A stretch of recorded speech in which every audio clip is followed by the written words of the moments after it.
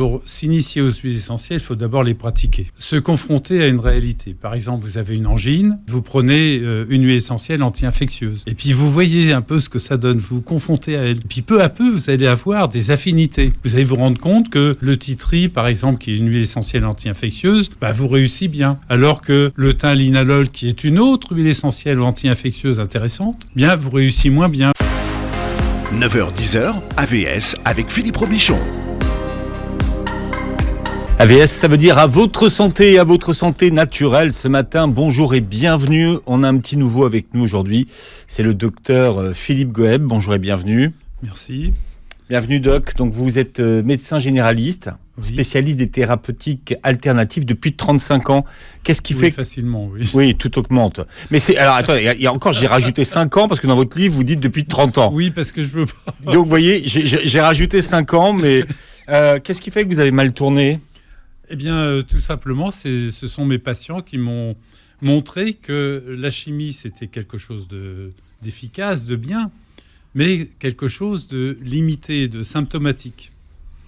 Par exemple, vous pouvez voir une dame qui a une périarthrite scapulomérale, c'est-à-dire que elle n'arrive pas à lever le bras comme il faut. Bon. Donc, elle est bloquée. Donc, qu'est-ce que vous faites ? Vous lui donnez un anti-inflammatoire non stéroïdien, genre Voltaren par exemple. Bon, elle revient 8-10 jours après, elle vous dit, écoutez, c'est bien ce que vous m'avez donné, mais vous voyez, c'est mieux, je bouge mieux, mais j'ai toujours mal à l'épaule. Bon, écoutez, on va vous faire une radio, ok, on fait des clichés, et là on trouve une calcification. Bon. Vous voyez, si vous avez mal à l'épaule, c'est à cause de votre calcification. Bon, d'accord, alors qu'est-ce que vous me faites ? Je vais vous proposer une infiltration. Bon, vous faites une infiltration, donc de cortisone, et la personne va nettement mieux. Mais vous ne la revoyez plus, et vous savez que c'est un acte limité, parce que ça dure peu de temps finalement, et vous retrouvez votre douleur, il faudrait en refaire d'autres. Donc, le temps s'écoule, on ne pense plus à ça. Et puis, peut-être 1 mois après, 2 mois après, je suis amené à aller en visite pour voir l'enfant de cette dame qui a, par exemple, une otite, une angine. Et j'examine l'enfant, je suis mon ordonnance et je lui dis, écoutez, madame, je vois que vous bougez très bien votre épaule. Manifestement, c'est pas l'infiltration que je vous ai faite qui a pu vous guérir aussi bien, parce que normalement, il faut en faire d'autres. Elle dit, écoutez, vous me gênez beaucoup. J'ai dit, écoutez, on se connaît bien. C'est vrai, généraliste en campagne, on connaît tout le monde, les parents, les enfants. Ça, c'est vous, c'est vous dans votre première vue. Voilà. Médecin de campagne. Voilà. Donc, elle me dit, écoutez, je suis allé voir un homéopathe, il m'a donné ceci, cela. Bon, alors moi, qui étais un peu... j'ai dit, alors un grand sourire. Attends, parce que ce que vous venez de faire, ça passe pas à la radio, vous qui étiez un petit peu étroit d'esprit. Oui, oui, parce que j'étais dans la chimie. Dans la boîte, comme on dit. Voilà, parce que avant de faire mes études de médecine, j'ai fait mes études d'ingénieur. Et donc l'ICAM à Lille. Et donc, si vous voulez, c'est une école d'ingénieurs arts et métiers privée. Et donc 5 ans d'études. Et moi, ma passion, c'était la chimie. Bon, et donc, pour la médecine, j'ai fait ma médecine après, tout en bossant comme ingénieur pendant 3 ans et 3 mois. Mais après, il fallait démissionner parce qu'il fallait aller à l'hôpital, donc je ne pouvais plus cumuler. Voilà. Bon, bref. Donc, sortant de médecine, où là, j'aimais beaucoup la naphate, l'histologie. Alors, la naphate, c'est... Alors, l'anatomie pathologique. Vous savez, quand vous faites opérer, on vous enlève... un petit bout de quelque chose, et on l'analyse après au microscope. Ces analyses-là, ça fait partie du monde de l'anatomie pathologique. Et avec la naphate, vous pouvez vous retrouver aussi, à la morgue, c'est-à-dire en train de faire des autopsies. Bon, c'est bien, mais moi qui aime bien parler, là, je parlais tout seul. Au niveau de l'autopsie, c'était limité. Oui, voilà. Sauf si vous convoquiez des esprits. Voilà. Mais ce que je veux dire, c'est que c'est une médecine absolument passionnante, cette naphate, parce que vous allez vraiment au cœur de la pathologie, mais au point de vue émotionnel, au point de vue exercice, c'est très très dur. Parce que vous voyez des choses vraiment qui sont vraiment chaudes. Donc finalement, j'ai préféré être généraliste, avoir le contact avec les gens. Et moi, j'étais donc sorti de la fac, sorti de mes études d'ingénieur, la chimie, le médoc. Et il fallait rien de me dire d'autre. Vous m'auriez dit à l'époque, phytothérapie, ostéopathie, acupuncture, etc. Je vous aurais dit, bon, la porte est là. Là, on est au début des années 70, pour oui, voilà, à peu près, pour situer l'époque. Voilà. Et donc, ensuite, mes patients m'ont montré qu'il y avait autre chose. Donc, si vous voulez, vous le voyez une fois, bon, vous avez les boules. Vous voyez 2 fois, 3 fois, 4 fois. Vous voyez, il n'y a pas de hasard dans la vie. On se confronte toujours. Et là, je me suis dit, ils ne sont pas tous idiots. Et j'ai voulu ouvrir la porte pour savoir ce qu'il y avait derrière. Donc, c'est là que j'ai repris mes études. Donc, pas d'ostéo, mais de phyto, aroma, acupuncture, homéopathie. Et là, j'ai fait des rencontres absolument extraordinaires avec des gens qui étaient quand même les pieds sur terre, plein de bon sens et tout à fait logique. Donc, vous avez refait des études de médecine naturelle, d'une certaine façon. Vous partez en Inde pour travailler dans un laboratoire qui fait des huiles essentielles. Oui, et là, j'étais responsable des analyses qualité. Ça, c'était le chimiste un peu, on va dire. Oui, voilà. C'était vous. Et heureusement que j'avais fait mes études d'ingénieur avant, parce que du jour au lendemain, j'étais amené à faire ces chromatographies. Bon, voilà. Donc, alors, la chromatographie pour les huiles essentielles, c'est quoi ? Eh bien, c'est l'analyse des composants, c'est-à-dire que avec une chromatographie, vous avez la concentration exacte des composants de l'huile essentielle. Donc c'est vraiment intéressant parce que vous savez exactement ce qu'elle peut vous proposer, ce qu'elle a dans le ventre. Alors c'est d'autant plus intéressant que aujourd'hui, depuis à peu près une vingtaine d'années, mettons 25 ans, on dispose d'expériences de laboratoire sur des souris qui montrent la pharmacologie des composants aromatiques. Donc c'est intéressant de savoir si on a affaire à tel ou tel composant avec telle et telle propriété, parce que là, on objective vraiment les propriétés des huiles essentielles. Et quand on entend à l'hôpital vous dire « Oh vous savez, on ne sait même pas ce qu'il y a dedans, et si ça marchait, on le saurait », moi, je leur réponds « Écoutez, moi, je vais vous dire… » Ça, c'est quand il parle d'huile essentielle, oui. À l'hôpital, il dit « On sait pas ce qu'il y a dedans, on ne sait pas comment ça marche. » Voilà, et si vous y croyez très bien. Alors moi, je réponds « Écoutez… » Si moi, je vous dis ça à propos des antibiotiques, moi, j'y crois pas, admettons. Vous allez me répondre, t'as qu'à apprendre à lire et puis tu regardes les expériences de pharmaco qui sont faites. Moi, je réponds, écoutez, faites la même chose. Essayez de découvrir, soyez passionné par votre métier. Est-ce que vous avez visité la distillerie d'État de Mirose, où on distille l'huile essentielle de santal ? De Mysore. Ouais. Oui. Oui, j'y suis. Quoi de Mysore ? Mysore, c'est l'autre, non ? Non, c'est en Inde. Oui, voilà. C'est ça. Et donc parce que dans votre livre, j'ai vu Mirose, c'est pour ça Mysore, pardon. C'est Mysore. Et là, c'était une expérience qui était intéressante parce que vous savez que le santal, c'est quelque chose de très réglementé parce qu'il y a beaucoup de gens qui viennent en prendre comme ça sauvagement pour le distiller et vendre l'huile essentielle par eux-mêmes. Donc là, l'État a fait une réglementation et une surveillance intéressante. Et le responsable de cette distillerie était un homme pas loin de la retraite, mais avec un tempérament un peu fort. Et il a accepté de me recevoir et on a pu, malgré tout, visiter sa distillerie. Et ça, c'était assez extraordinaire parce que c'est une distillation qui se fait sur entre 80 et 100 heures. Et vous avez tout le personnel qui est là, qui prend comme ça les petites gouttelettes d'huile essentielle qui sont à la surface de l'eau qui sort de votre alambic. Et ça, il y avait une ambiance, il y avait un parfum, il y avait tout concourait à vous faire aller dans un autre univers, si je puis dire. Puisque les huiles essentielles sont distillées grâce à des alambics. Oui, tout à fait. C'est quoi la différence entre une huile essentielle et une essence, d'ailleurs ?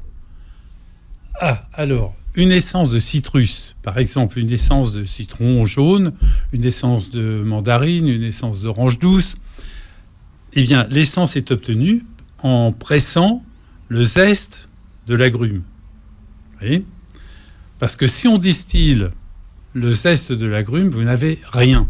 Ça, je l'ai fait à La Réunion. J'avais une alambic de 30 kilos, vous voyez, de contenu. Donc, j'avais mis 30 kilos de zeste dans mon alambic. Si je distillais encore aujourd'hui, vous voyez, j'aurais toujours rien. Donc là, on avait quelque chose qui ressemblait un peu à un liquide parfumé, mais aucune huile essentielle. Donc, on est bien obligé de presser le zeste pour avoir l'essence. Tandis qu'une plante aromatique, vous prenez par exemple du romarin, vous prenez de la lavande, eh bien, vous mettez dans votre alambic et là, vous obtenez une huile essentielle. Voilà. Pourquoi ? Parce que ces plantes aromatiques ont suffisamment d'essence en leur sein pour pouvoir être extraites voilà. Par l'alambic. Alors, vous avez effectué avec des services hospitaliers des essais cliniques en aromathérapie. Ça, c'était mais il faut expliquer ça. À Madras. Voilà, vous l'avez fait là-bas.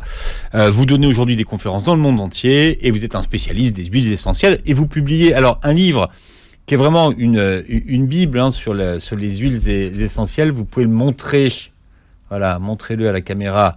Voilà, puisque l'émission est filmée. Donnez-nous les titres de votre livre. Alors, il s'agit des huiles essentielles en toute confiance. Voilà. Et l'éditeur ? C'est le Courrier du Livre, une branche de Très Daniel. Alors, sur les huiles essentielles, déjà vous insistez sur quelque chose qui est très important, c'est sur les précautions d'utilisation. Et ça, c'est vrai qu'avec la mode des huiles essentielles aujourd'hui, on n'insiste peut-être pas assez sur les précautions d'utilisation. Mais vous avez raison, mais sur les huiles essentielles, comme sur d'autres produits naturels, vous voyez, à partir du moment où vous avez un produit qui fonctionne, il faut en déterminer le contour de sécurité pour agir en professionnel. Alors, pour les huiles essentielles, j'ai pu me confronter à une réalité, parce qu'il y a 30 ans, disons, vous n'aviez pas de traité sur les huiles essentielles, vous n'aviez pas d'enseignement sur les huiles essentielles. Donc, il fallait un peu se débrouiller par soi-même. Et alors, ce qui est intéressant dans la pratique, c'est qu'on prescrit des huiles essentielles à ses patients, et après, on a le retour. Vous voyez ? Donc là, quand on est confronté à la réalité par l'intermédiaire des patients, on voit tout de suite le contour de sécurité des huiles essentielles. Et ce, d'autant plus que j'ai été conseil d'un distributeur d'huiles essentielles. Et lorsque vous êtes médecin, eh bien, on vous relaie tous les coups de téléphone de la part des clients, de la part des pharmaciens, de la part des préparateurs, qui ont un problème justement de tolérance. Donc, vous voyez, ça, c'était la réalité aussi pendant une dizaine d'années. Et c'était fort intéressant parce qu'il y a une grande différence entre la réalité et les réglementations. Je ne veux pas insister là-dessus, mais une administration qui fait une réglementation sur les huiles, une administration, elle n'a pas un regard pratique, vous voyez, avec des clients, avec des patients, sur le retour de ces huiles essentielles. Voilà, on est avec le docteur Philippe Goeb ce matin, qui est médecin généraliste et qui est spécialiste des thérapeutiques alternatives et notamment des huiles essentielles. Et vous publiez un livre très important pour ceux qui veulent s'initier aux huiles essentielles, qui s'appelle Huiles essentielles en toute confiance, connaître les huiles et les utiliser au quotidien. Et l'éditeur, c'est Au Courrier du Livre. Donc, en fait, il y a toutes les familles, en gros, d'huiles essentielles. Et quelqu'un qui voudrait s'initier aux huiles essentielles, qu'est-ce qu'il doit connaître, en fait, au départ, en gros ? Bon, je dirais que pour s'initier aux huiles essentielles, il faut d'abord les pratiquer. Se confronter à une réalité. Par exemple, vous avez une angine, vous prenez une huile essentielle anti-infectieuse. Vous voyez ? Et puis, vous voyez un peu ce que ça donne, vous vous confrontez à elle. Et puis, peu à peu, vous allez avoir des affinités. Vous allez vous rendre compte que le titri, par exemple, qui est une huile essentielle anti-infectieuse, vous réussit bien. Alors que le thym linalol, qui est une autre huile essentielle anti-infectieuse intéressante, bien vous réussissez moins bien, vous l'aimez moins bien, vous n'appréciez pas son parfum de la même façon, etc. Donc vous voyez, vous allez découvrir des affinités, des choses plus ou moins efficaces. Alors après... Ce qui veut dire qu'en fait, que pour une pathologie donnée, il n'y a pas une huile essentielle donnée. Il peut y avoir plusieurs huiles essentielles données qui arrivent au même résultat. Exactement. Exactement. Là, vous avez tout à fait raison. Alors, d'où l'intérêt des familles pour comprendre ce phénomène. Alors, vous avez à peu près 3000, 3500 composants différents dans le monde de l'aromathérapie. Bien, vous faites une chromato. Donc, vous analysez cette huile essentielle pour en connaître les composants. Bien. Une huile essentielle, par exemple, de Cupressus impervirens, de cyprès, toujours vert. Vous faites la chromato, vous avez un listing de 50 composants. Vous vous dites, mais... Oui, il faut être bac plus 20 pour comprendre oui, voilà, de quoi il retourne. Même plus 30, vous vous dites, qu'est-ce que c'est que ce bazar? Surtout que nous, en médecine, on a appris que vous prenez un remède, vous savez ce que vous faites. Vous prenez 2 molécules, il y a des interactions possibles. Bon, vous savez ce que vous faites, mais enfin bon. Vous en prenez 3, 4, 5. Là, vous sombrez dans l'inconnu, dans l'aventure. Et là, vous en avez 50. Comment que ça marche, ce bazar? Non seulement ça, mais le cyprès, vous allez l'associer à une autre huile essentielle, qui a aussi une quarantaine, 50 de composants. Non, mais là, vous devenez fou. Et pourtant, ça marche. Il y a un principe de réalité, toujours le même, qui vous dit, bah oui, ça fonctionne. Parce que mon patient, lui, il se trouve amélioré. Et non seulement amélioré, mais il se trouve bien. Alors, comment ça marche? Alors, il m'est venu une idée, je me suis appuyé un peu sur la réflexion des pharmacologistes, et je me suis dit que beaucoup de composants avaient des structures chimiques semblables. Par exemple, vous avez parmi les composants des huiles essentielles, vous avez des phénols. Bon, tous les phénols, vous les regroupez, et ils ont tous des propriétés anti-infectieuses majeures. Vous avez, par exemple, des esters. Les esters... C'est des familles, hein. Tout ce que vous donnez là, ce sont des familles. Oui. Ouais. C'est pour vous indiquer un petit peu le mode de fonctionnement. Donc, des esters, c'est des hâtes de île. Acétate de linalyle. Vous voyez, quand vous avez sur une étiquette un hâte de île, c'est un ester. Et tous les esters sont antispasmodiques, décontracturants, apaisants, relaxants. Sachant tout ça, vous regroupez les différents composants en familles dont les membres ont des propriétés semblables. C'est-à-dire que s'ils sont de la même famille, ils ont forcément des propriétés qui sont les mêmes. Pas forcément les mêmes, mais semblables. Ouais. Voilà. Parce que qu'est-ce qui crée l'action pharmacologique d'une molécule? C'est la fonction chimique qui est collée dessus.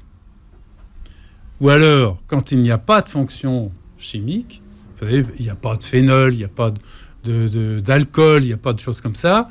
Donc, vous avez des composants qui ne sont composés que de carbone et d'hydrogène. Eh bien, c'est le nombre de carbone qui est déterminant et qui va vous donner des propriétés pharmacologiques précises. Vous voyez, par exemple, les monoterpènes, ce sont des composants composés exclusivement de carbone et d'hydrogène et qui contiennent 10 atomes de carbone. Vous avez les sesquiterpènes qui, eux, ont 15 atomes de carbone et qui sont composés exclusivement de carbone et d'hydrogène. Là, ce sont des anti-inflammatoires. Vous voyez, donc, vous avez des structures comme ça dont on a déterminé les propriétés pharmacologiques et d'autres composants qui contiennent donc des fonctions particulières dont on a aussi déterminé les fonctions. Voilà l'intérêt de regrouper les huiles essentielles en famille, parce que... comme vous le faites dans votre livre. Et à noter qu'en fin du livre, vous faites un glossaire avec les pathologies et chaque huile essentielle qui correspond à la pathologie qu'on recherche. Si vous cherchez angine, bronchite, maladie ORL, donc vous retrouverez toutes les huiles essentielles. Comme ça, ce livre s'adresse aux professionnels ou aux gens qui veulent en savoir plus par l'intermédiaire de la description de la distillation, après de l'assurance qualité, des différentes familles, des contours de sécurité, des posologies, etc. Et après, vous avez la description des huiles essentielles une par une. 70, c'est déjà pas mal. Et donc, ça, c'est pour la personne qui est un petit peu plus friande de précision. C'est pour les personnes qui sont pointues. Mais c'est vrai et qui demandent des outils. Et parfois, on a besoin d'outils pour comprendre ce qu'on fait. Je vais demander de réfléchir sur quelques pathologies diverses. On verra comment ça fonctionne. Je voudrais savoir est-ce qu'il y a des contre-indications absolues dans l'utilisation des huiles essentielles? Tout à fait. Par exemple, vous prenez une huile essentielle de sarriette des montagnes. Sarriette des montagnes, vous avez à peu près 45% de phénol. Vous dites 45% de phénol. Les phénols sont des composants extrêmement déstructurants pour les membranes des pathogènes. Donc, si elles déstructurent les membranes des pathogènes, donc des microbes, c'est-à-dire des bactéries, des levures, des virus, quand ils sont enveloppés, là, c'est tout bon. Mais nos propres cellules ont aussi une enveloppe, une membrane. Donc, les phénols la déstructurent. Vous voyez ? Donc là, il faut faire très attention parce que si vous prenez 2 gouttes de sarriette et que vous vous frottez le dos de la main, vous pouvez avoir une irritation, c'est pas très grave, mais vous pouvez avoir une phlyctène, c'est-à-dire une brûlure. Vous voyez ? Bon. Si vous l'avalez comme ça, il y a l'œsophage, le petit tuyau qui est entre la gorge et l'estomac. Pour peu que vous présentiez aussi un reflux gastro-œsophagien, avec déjà une irritation de l'œsophage, une œsophagite, vous prenez un antiacide pour éviter ces brûlures rétrosternales que vous avez. Vous voyez, c'est le signe de l'œsophagite. Prenez des phénols en plus. Là, ça va être sympa. Vous allez savoir vraiment où il se trouve, votre œsophage. De même, si vous souffrez d'un ulcère gastrique, vous prenez des phénols dessus, et là, ça va bien éroder encore plus. Vous voyez, vous allez faire des complications. Donc là, c'est contre-indiqué en cas d'œsophagite, en cas d'ulcère gastrique, en cas même de gastrite, en cas aussi pour le foie, en cas d'insuffisance hépatique, parce que les phénols demandent au foie un travail supplémentaire pour les dégrader. Vous voyez ? Et aussi, comme les phénols sont toniques généraux, donc toniques cérébraux, ils sont contre-indiqués chez les épileptiques. Vous voyez, ça c'est un cas particulier. Ouais. Les femmes enceintes ne peuvent pas utiliser d'huile essentielle. Alors pourquoi ?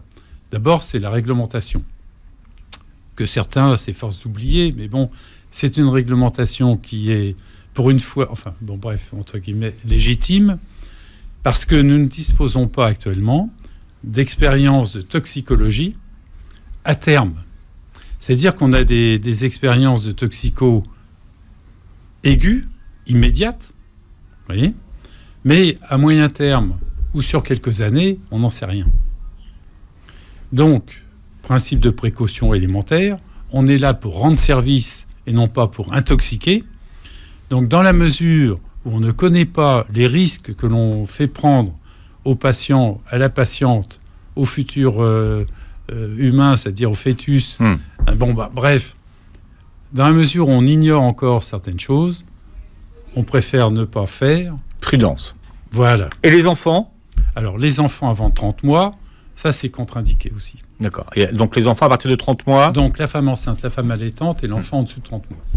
Voilà. Parce qu'on a remarqué, par exemple, que le limonène, qui est le composant majoritaire des essences de citrus, eh bien, le limonène avait une action sur le développement cérébral. On parle de l'utilisation des huiles essentielles ce matin avec le docteur Philippe Goeb. Je rappelle que vous publiez Huiles essentielles en toute confiance, connaître les huiles et les utiliser au quotidien. L'éditeur, c'est Le Courrier du Livre. On est en train de nous parler d'une épidémie de grippe virale qui serait très virulente. Déjà, comment est-ce qu'on peut s'en prémunir grâce aux huiles essentielles ? Alors, pour se prémunir de maladies virales, parce que la grippe est due à un virus, le virus de la grippe, qui est un virus à ARN, donc qui mute facilement, d'où chaque année on a un virus différent et on vous propose un vaccin différent, etc. Alors, il est intéressant d'augmenter les capacités de son système immunitaire avec des huiles essentielles. Alors, vous pouvez prendre, entre autres, Ravinsara, l'huile essentielle de Ravinsara, qui veut dire en malgache la feuille bonne à tout. Vous voyez déjà. Et donc, les praticiens malgaches avaient l'habitude d'utiliser les feuilles de cet arbre pour traiter beaucoup de choses. Et il faut dire qu'elle est tout à fait avec un large potentiel, si on peut dire. Alors, pour nous, pour la question posée, Ravinsara, c'est notre huile essentielle antivirale de référence et même notre huile antigrippale de référence. D'accord. Quand vous dites, vous pouvez prendre, alors c'est-à-dire en posologie, alors, comment on fait? Voilà. Alors, vous faites des cures, c'est pas la peine d'en prendre tous les jours de l'hiver pour augmenter son immunité. Vous faites des cures de 2 gouttes 3 fois par jour, des cures d'une semaine. Alors, 2 gouttes 3 fois par jour sur un petit peu de miel, sur un comprimé neutre, sur ce que vous voulez, enfin, sauf de l'eau. Le garçon que vous montrez, c'est Tariq, qui explique que c'est un petit peu sa routine quotidienne. Voilà. Exact. Bon. Et donc, il a eu une formatrice qui lui a expliqué qu'il fallait qu'il prenne ces 2 gouttes sur son petit comprimé neutre. Voilà, mais vous pouvez aussi choisir un petit peu de miel dans une cuillère à café. Bon, ce sont des exemples. Et donc, par voie orale, 2 gouttes 3 fois par jour sur une semaine. Ça booste bien votre système immunitaire. D'accord. Une fois qu'on a la grippe. Alors, une fois que vous l'avez, eh bien, vous retrouvez cette huile essentielle-là. Alors, si vous avez un bon terrain physique, c'est-à-dire que, admettons, vous comme moi, on ne demande rien, donc on a un terrain qui répond à tout, finalement, qui est résistant. Qui est tout terrain. Voilà. Eh bien, vous prenez votre huile essentielle de Ravinsara, mais là, vous en prenez 2 gouttes 4 fois par jour, par voie orale, et vous en prenez, disons, 5 jours, ça suffit, l'affaire va être faite. Par contre, si vous prenez des anti-inflammatoires, si vous êtes diabétique, si vous avez une pathologie auto-immune, si vous êtes, enfin bref, dans un état de déficience, de fragilité, l'huile essentielle de Ravinsara sera très bien, mais il faudra prendre en même temps, si on peut dire en même temps, enfin avec, il faudra prendre une huile essentielle, par exemple, de titri, qui est antibactérienne, parce que Ravinsara, comme je vous l'ai dit, c'est antiviral. C'est antiviral, ouais. Mais il faut bien se rappeler que lorsque vous avez une grippe, le virus de la grippe, lui, va se fixer sur vos cellules des fosses nasales, de la gorge, de la trachée, des bronches. C'est sa cible. Et donc, vous allez avoir, premièrement, une inflammation de vos muqueuses. Ensuite, le virus vient et attaque votre épithélium, c'est-à-dire votre première ligne de défense. Et lorsque votre première ligne de défense est altérée, fragilisée, les bactéries viennent. Alors, si vous avez un bon terrain immunitaire, vous comme moi, bon, on s'en tire parce qu'on a nos anticorps, on a nos lymphocytes, nos polynucléaires neutrophiles qui arrivent, nos femmes de ménage qui, allez hop, nous débarrassent de tout ça. Si vous êtes diabétique, vous savez bien que les diabétiques se surinfectent facilement. Pourquoi ? Parce qu'ils n'ont pas ces mêmes défenses. Donc on leur donnera d'emblée une huile essentielle antibactérienne pour les protéger. Comme ça, ils auront leur antiviral et leur antibactérien. Et donc c'est titrite. Titri, par exemple. Voilà. Donc en pareil. Pareil. Alors, quand on prend 2 gouttes d'huile essentielle, si vous avez une seule huile essentielle, bah vous en prenez 2 gouttes. 3 fois, 4 fois par jour. Mais si vous prenez 2 huiles essentielles, eh bien, vous prenez 1 goutte de chaque pour faire 2. Vous voyez, 1 goutte de chaque. En même temps ? Oui. D'accord. Bon, par exemple, vous avez fait votre cuillère à café avec votre miel. Vous en mettez une goutte de chaque. Enfin, 1 goutte de chaque. Vous prenez ça par voie orale. Et voyez, donc, vous prenez 1 goutte de chaque 4 fois par jour lorsque vous êtes infecté. Alors, on parle beaucoup de la bronchiolite en ce moment, bon, qui touche bien sûr les enfants. Est-ce qu'il est prudent, est-ce qu'il est sérieux de dire qu'on peut prendre en charge la bronchiolite avec des huiles essentielles ou pas du tout ? Alors, on peut le faire à condition d'avoir un suivi médical. C'est-à-dire que le risque de la bronchiolite, c'est donc ce VRS, enfin ce virus VRS, qui attaque aussi spécifiquement vos voies respiratoires, trachée, bronche, et qui déclenche une inflammation de la bronche, c'est-à-dire que quand on dit inflammation, il y a de l'édème qui arrive, donc vos bronches, la paroi bronchique augmente de volume. Si bien que si vous avez un tuyau qui a un certain diamètre, vous réduisez le diamètre utile à cause de cet édème. Donc forcément, les flux respiratoires, les flux aériens, pour inspirer, pour expirer, sont donc plus difficiles, et votre enfant risque de se mettre en insuffisance respiratoire.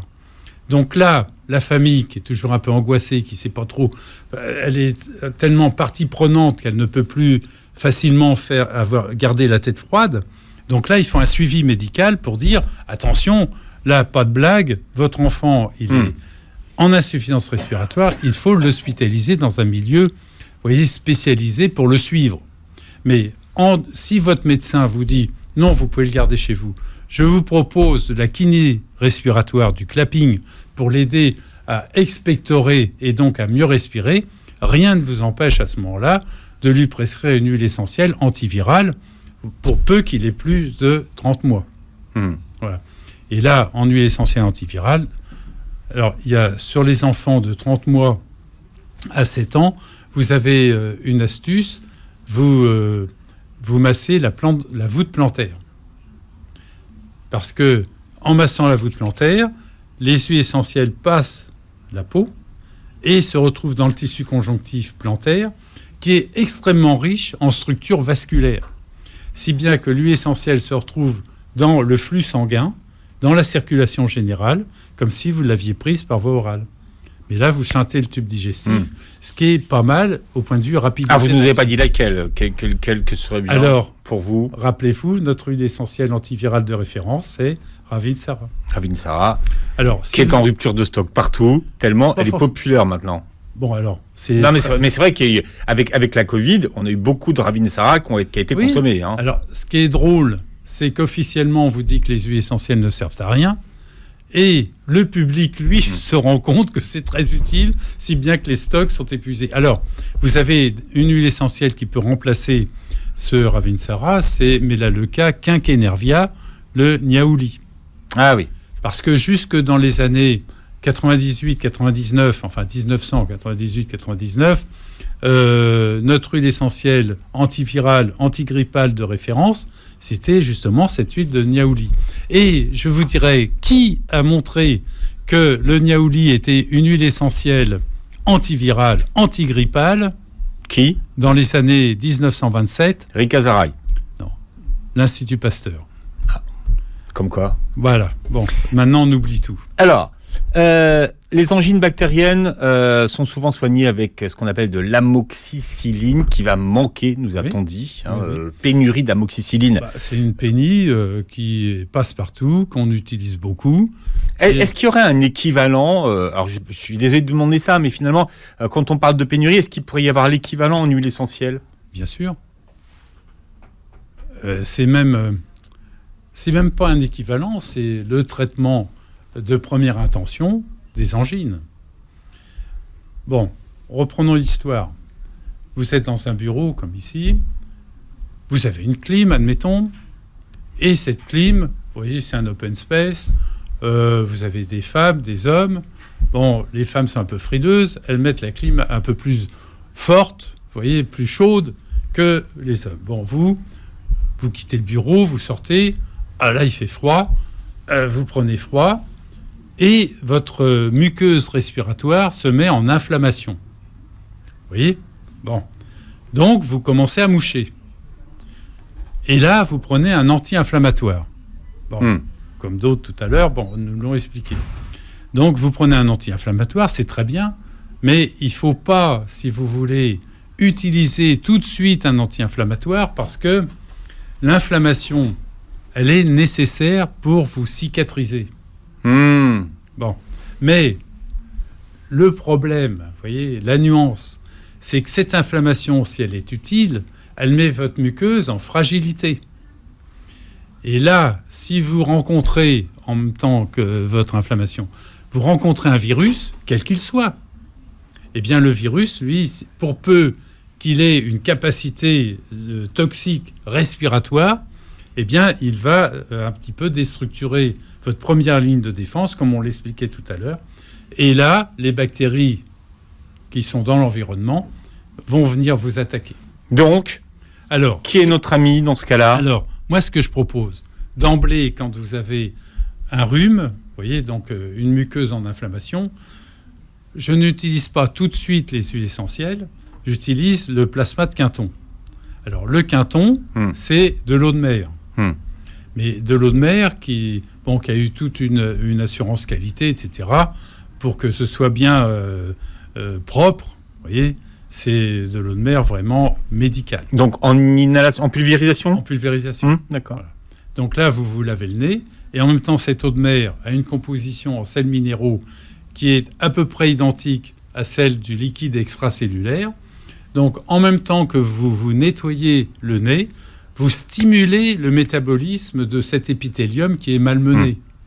Et donc là, vos cellules vont être régénérées par ce plasma de Quinton, et vous allez refaire du mucus. Vous voyez, vous l'avez enlevé, votre mucus. Vous allez enlever vos sécrétions, vous avez nettoyé votre nez, et votre muqueuse se retrouve à nu. Il faut qu'elle fasse du mucus. Et dans la demi-heure qui suit, grâce au Quinton, vous retrouvez cette couche de mucus avec les anticorps. Donc vous le faites combien de fois par jour à peu près ? Donc, on va pas faire que ça, mais si vous êtes bien pris, vous le faites 2 fois, 3 fois par jour. D'accord, oui. Voilà. Ouais. Et puis pendant 1 jour, 2 jours, vous savez, bon, on ne pense pas qu'à ça non plus. Mais enfin, un bon nettoyage comme ça, c'est intéressant, parce qu'avec ce mucus, vous retrouvez vos anticorps. Et n'oubliez pas que le mucus qui est sur nos muqueuses, eh bien lui, il est comme un papier collant. Il colle toutes les poussières, tous les virus, toutes les bactéries, et les anticorps les tuent. Voilà. Si bien que c'est intéressant d'avoir une première ligne de défense intacte. Et on n'a pas l'équivalent qui pourrait remplacer l'amoxicilline, alors ? Alors, vous avez l'équivalent en huile essentielle. Alors, Ravinsara au départ, qui est antiviral, mais qui, avec sa concentration à peu près à 60% de 1,8-cinéole, vous trouvez ça dans le bouquin, eh bien, ce 1,8-cinéole, c'est aussi un anti-inflammatoire non stéroïdien. Donc, vous êtes à la fois anti-inflammatoire, vous contrôlez votre inflammation, et en même temps, vous êtes antiviral. Si, dans un deuxième temps, au lieu de moucher clair, vous mouchez coloré, verdâtre, enfin je ne veux pas assister, mais vous voyez, vous avez du mal à moucher, eh bien à ce moment-là, vous prenez une huile essentielle, par exemple de tea tree ou de thym à linalol, pour être antibactérien en même temps. Donc vous prenez une goutte de Ravinsara, une goutte de tea tree, vous voyez, 4 fois par jour, par voie orale, pendant 5 jours, et c'est fini. Bien, je savais que j'allais vous aimer, docteur Philippe Goeb. C'est pour ça que j'ai insisté auprès de vos auditeurs, votre éditeur, pour que vous veniez. Je rappelle, alors que vous et les auditeurs vont vous adorer, que vous publiez Huiles essentielles en toute confiance. Connaître les huiles et les utiliser au quotidien, au courrier du livre, ça c'est pour tous les amoureux des huiles essentielles qui veulent comprendre déjà bien les familles et les propriétés des huiles. Ça c'est le premier boulot. Voilà. Une fois que vous savez... Avec le contour de sécurité, comme vous aviez souligné tout à l'heure. Et les contre-indications et la posologie. Donc vous avez tout ça dans le huile par huile. Voilà. Puis une fois que vous êtes bien au point, vous savez quelle huile fait quoi. Vous réécouterez l'émission en podcast sur beurrefm.net et vous verrez la vidéo de cette émission sur notre chaîne YouTube. Merci d'avoir été avec nous. Écoutez, merci à vous de m'avoir invité. Eh bien, vous revenez quand vous voulez et très belle journée santé naturelle sur Beurre FM.